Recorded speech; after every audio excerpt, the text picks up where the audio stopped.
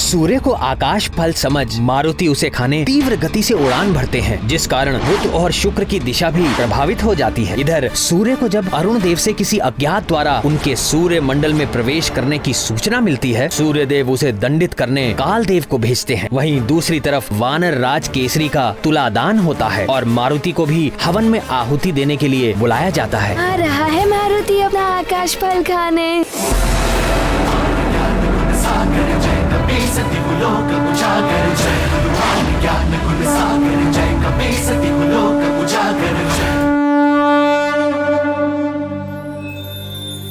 स्वामी, आपकी मौन मुखाकृति किस ओर इंगित कर रही है? महादेवी, मारुति के इस कठिन एवं दीर्घ यात्रा का उद्देश्य मारुति के भविष्य और जगत के कल्याण से जुड़ा है। किंतु सूर्य देव को मात्र एक फल समझकर खाने के लिए इतनी लंबी यात्रा?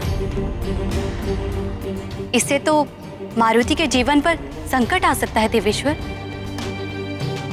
आप कह रहे हैं कि इससे जगत का कल्याण जुड़ा है? महादेवी, प्रत्येक यात्रा, वह बड़ी हो या छोटी, अवश्य ही कोई ना कोई परिणाम देती है।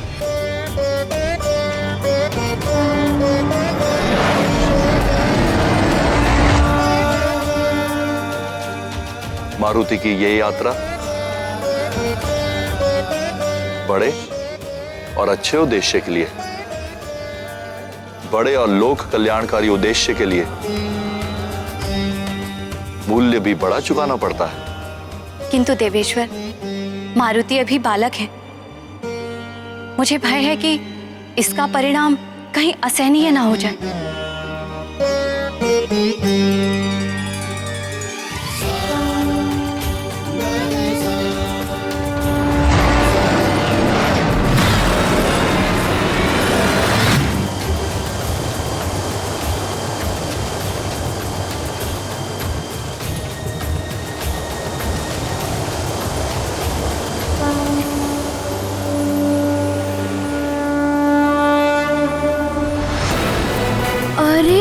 ये तो फिर से बड़ा और चमकीला गोला आ रहा है।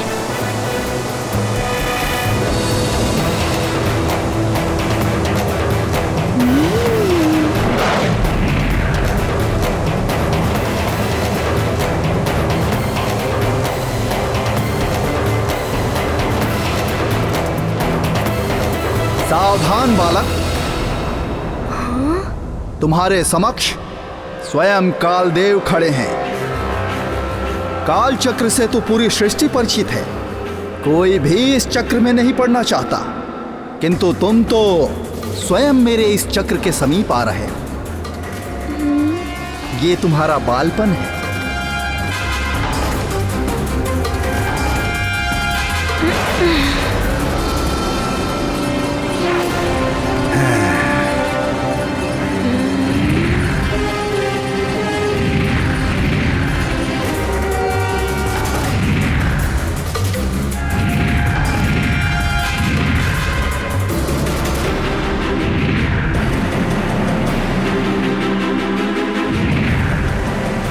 मुझे शीघ्र ही इस आकाश फल तक पहुंचना है और अपनी भूख मिटानी है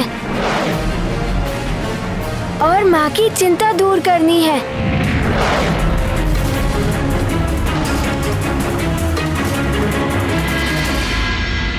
मारुति,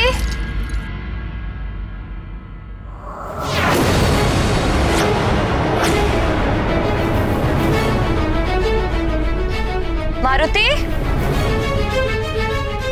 कहाँ गया मारुति? हर दिन तो जागते ही मेरे पास आता है, आज पता ही नहीं चला कब जागा कहाँ गया। मारुति, मारुति,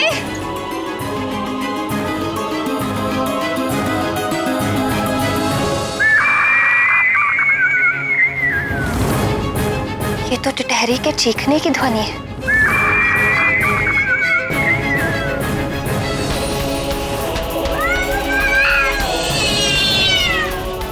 बिल्ली के रोने की आवाज। पहले टिटहरी चिल्ला रही थी, अब ये बिल्ली के रोने का स्वर। आज ये अपशकुन क्यों हो रहे हैं? हे ईश्वर, रक्षा करना।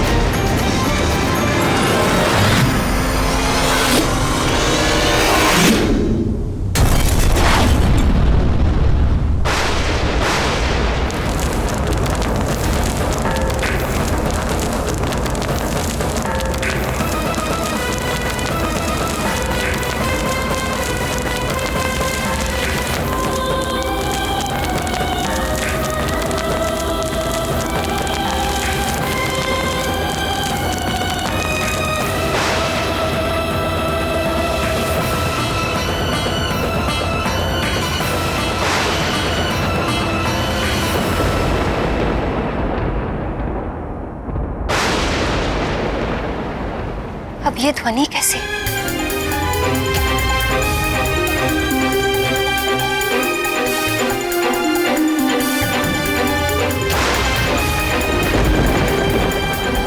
संपूर्ण आकाश में ये कैसे रखते माँ बाप? ऐसा विचित्र दृश्य तो मैं पहली बार देख रही हूँ। अवश्य अंतरिक्ष में कुछ हुआ है।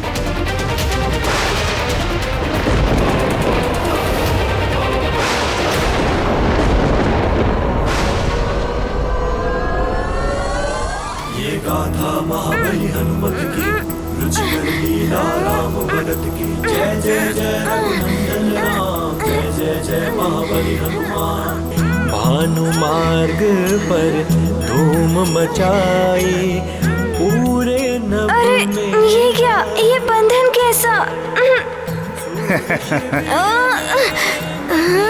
तुम जैसे छोटे से बालक के लिए मेरा ये छोटा सा बंधन, इसे भी तुम तोड़ नहीं पाओगे। काल के बंधन से मुक्त होना इतना सरल नहीं है अबोध बालक। अंश को ना पहचाना, वानर मुख को बीन लाल, है करते लीला महाकाल। जिनके केवल राम है नाथ, वही बंध गए काल के हाथ। ये गाथा महाबली हनुमत की, रुचिकर लीला राम भगत की। जय जय जय रघुनंदन राम, जय जय जय राम। ये गाथा महाबली हनुमत की, जय जय जय रघुनंदन राम, जय जय जय महाबली हनुमान। जय जय जय रघुनंदन राम, जय जय जय महाबली हनुमान।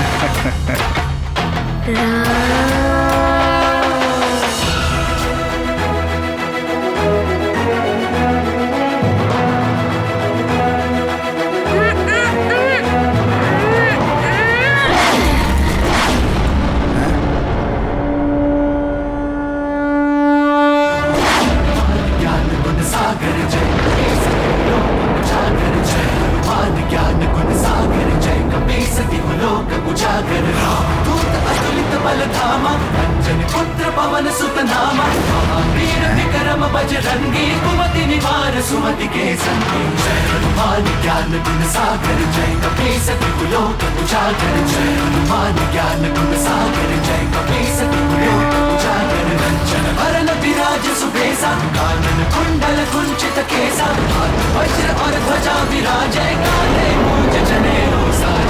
जय हनुमान ज्ञान गुण सागर, जय कपीस त्रिलोक उजागर। जय हनुमान ज्ञान गुण सागर, जय कपीस त्रिलोक उजागर। सूक्ष्म रूप धरि सियहि दिखावा, विकट रूप धरि लंक जरावा। भीम रूप धरि असुर सहारे, रामचंद्र के काज सवारे। जय हनुमान ज्ञान गुण मारुति तो बंधन से मुक्त हो गया।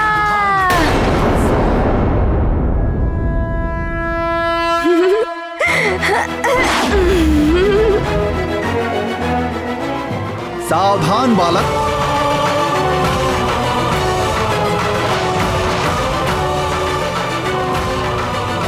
वापस लौट जाओ बालक। किसी को भी यहां से आगे जाने की अनुमति नहीं है। क्यों? क्यों अनुमति नहीं है? और आप मुझे रोक क्यों रहे हैं? क्योंकि मैं काल देव हूं। ये क्षेत्र मेरे अधिकार में है और यहां से आगे जाना वर्जित है। किंतु मुझे भूख लगी है। मुझे उस आकाश फल को खाना है। तभी मेरी भूख मिटेगी और मेरी माँ का भी दुख दूर हो जाएगा।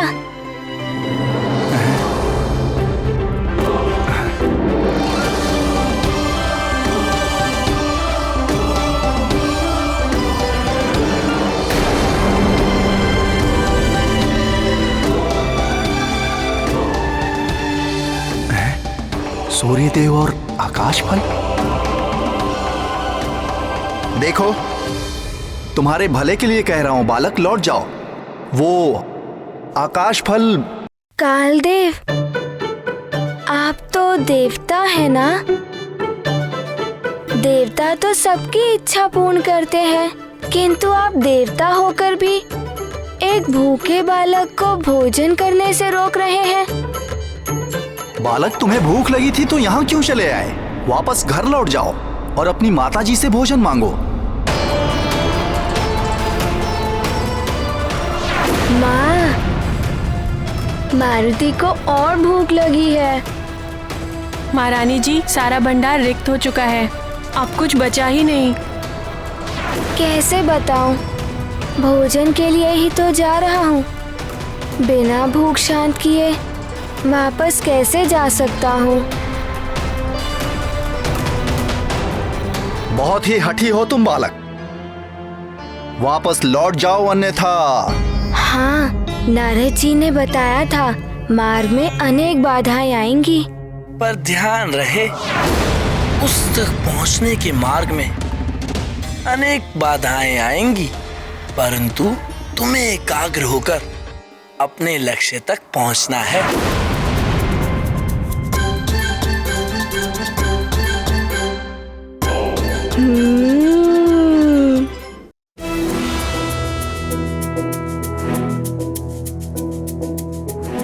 मार्ग में बाधाएं आएंगी, किंतु मैं भयभीत होकर मार्ग से वापस नहीं लौटूंगा। मुझे उस आकाश फल को खाना है और अपनी भूख मिटानी है। आप मेरे मार्ग से हट जाइए ना, जाइए ना। अबोध बालक, तुम बहुत ही सौभाग्यशाली हो कि तुम यहाँ तक पहुँच पाए, मेरे दर्शन हो पाए।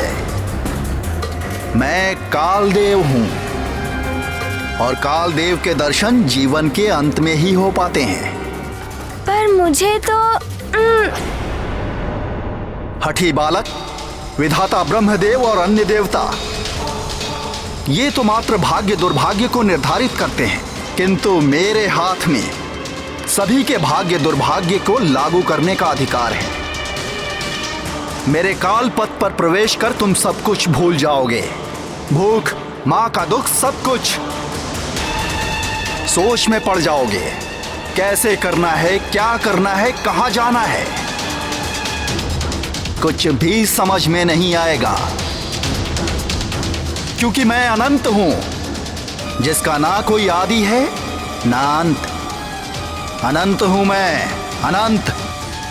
किंतु मेरी भूख भी तो अनंत है, मिटती ही नहीं। मुझे जाने दीजिए ना, अपनी भूख मिटानी है। जब मेरी भूख मिट जाएगी तब वापस माँ के पास लौट जाऊंगा। तुम्हारा यही बालहट तुम्हें तुम्हारी माँ के पास नहीं लौटने देगा। काल के गहन अंधकार में विलीन होकर रहोगे सदा के लिए।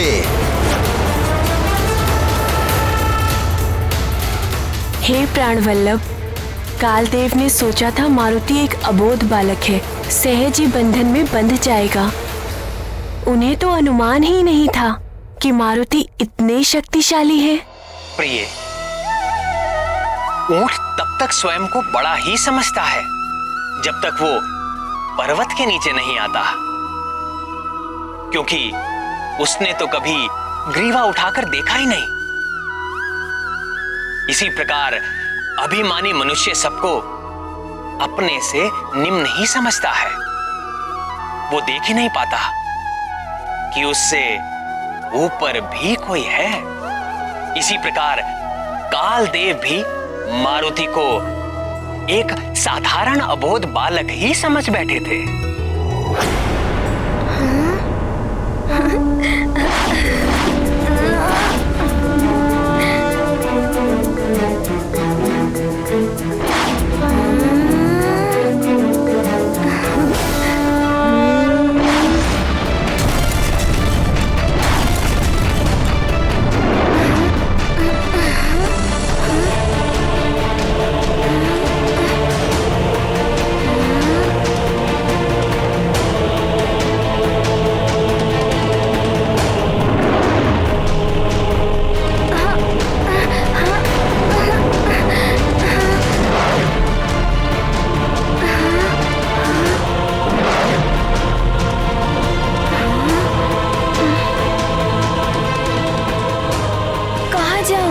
समझ में ही नहीं आ रहा है।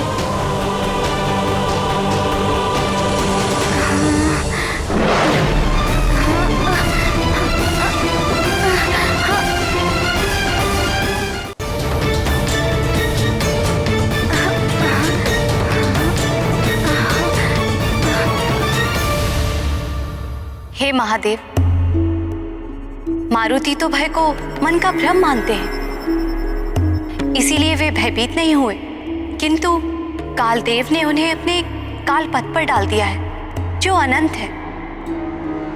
वे इससे कैसे पार पाएंगे? जिसने एक बार दृढ़ निश्चय कर लिया, उसके लिए संसार में कुछ भी असंभव नहीं है महेश्वरी।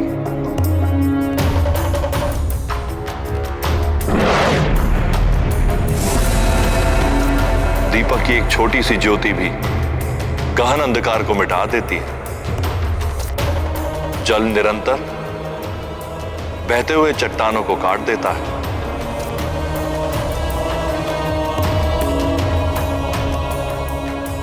अबोध मारुति में भक्ति की असीम शक्ति भरी है। मां की वेदना मिटाने के लिए वे दृढ़ निश्चय करके चले, और ये कालदेव मुझ महाकाल के सहायक मात्र हैं।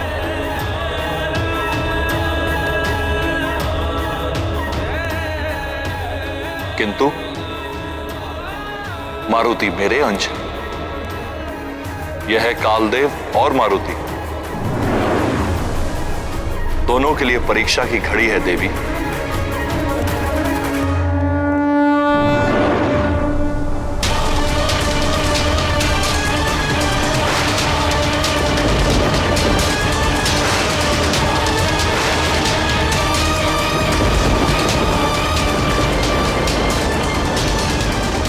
महारानी जी, हमने युवराज को पूरे राजभवन में ढूंढा, किंतु वो हमें कहीं भी दिखाई नहीं दिए।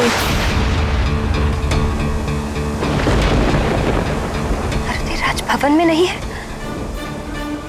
राजभवन में नहीं है तो कहाँ गया होगा?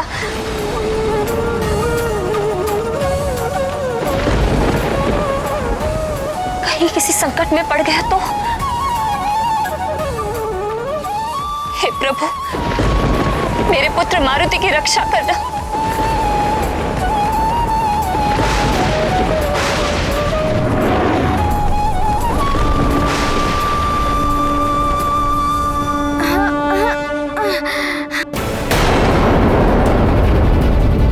सूर्येन्दुग्रहणं यावत् तावत् कुर्याजपादिकम्।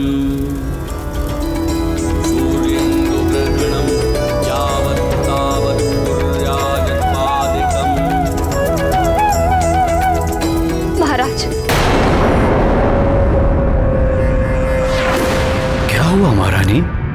मारुति का कुछ पता नहीं चल रहा।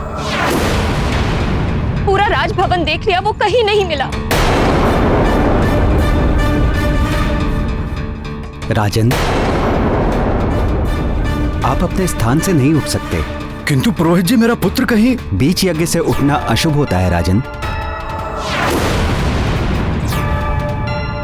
यह आपके परिवार और सारे राज्य के लिए हानिकारक हो सकता है।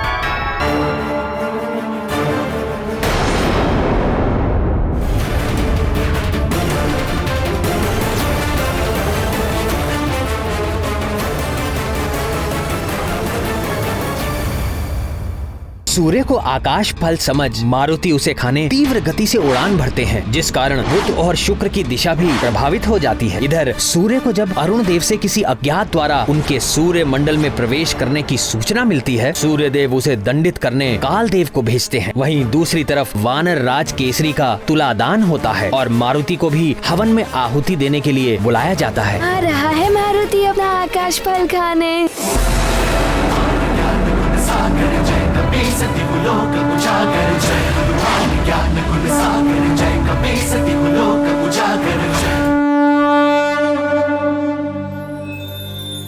स्वामी, आपकी मौन मुखाकृति किस ओर इंगित कर रही है? महादेवी, मारुति के इस कठिन एवं दीर्घ यात्रा का उद्देश्य मारुति के भविष्य और जगत के कल्याण से जुड़ा है। किंतु सूर्य देव को मात्र एक फल समझकर खाने के लिए इतनी लंबी यात्रा? इससे तो मारुति के जीवन पर संकट आ सकता है देवेश्वर। आप कह रहे हैं कि इससे जगत का कल्याण जुड़ा है? महादेवी, प्रत्येक यात्रा, वह बड़ी हो या छोटी, अवश्य ही कोई ना कोई परिणाम देती है।